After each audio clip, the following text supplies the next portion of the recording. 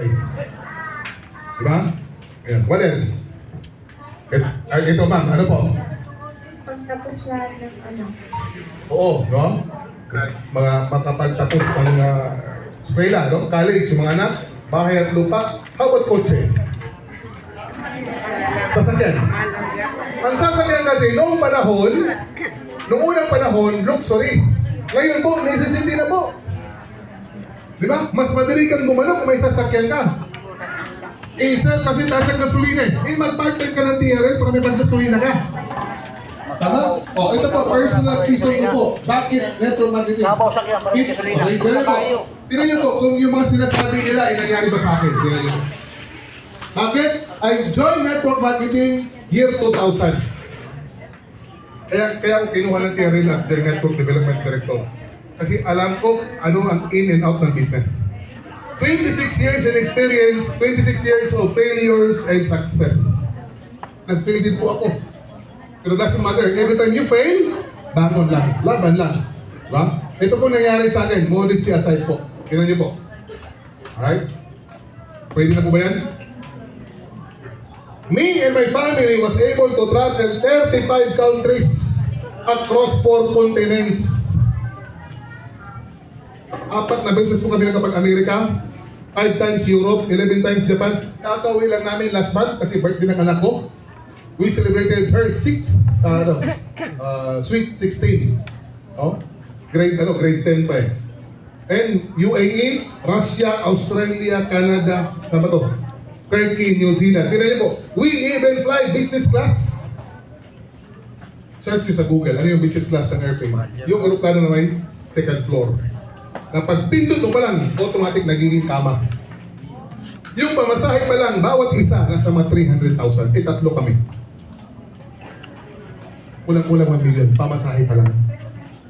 Pero kung i-backtrack ko yung buhay ko before, isa po akong ordinary empleyado na co-commute, nagre-renta. No? Sabit sa jeep, kumakain sa Jolly Jeep.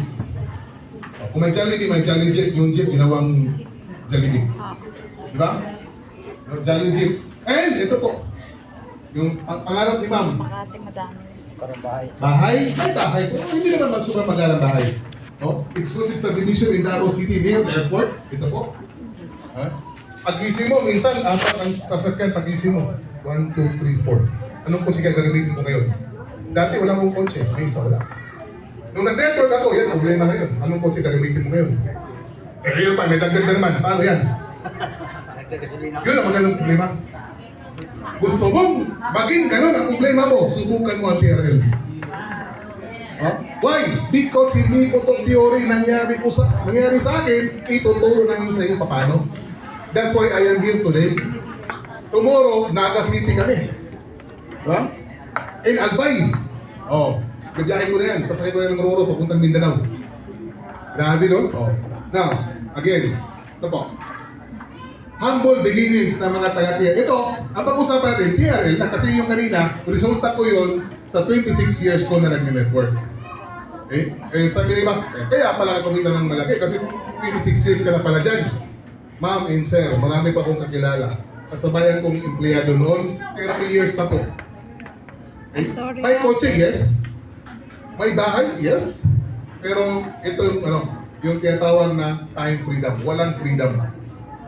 Oh? Nagre-report pa rin sa opisina kahit ayaw nila. Kahit ayaw na makita yung boss nila, magre-report pa rin. Wala kang choice. Diba? Oh. Kaya isabay mo ito. Humble beginnings. Isang tao sa amin, isang distributor, legacy package, kumita ng 22,000 in 2 weeks. Pwede na? Isang distributor namin, legacy package din, kumita 72,000 in 3 weeks. Ito yung base sa Complan eh. Yung kanina nakita yung ito yun.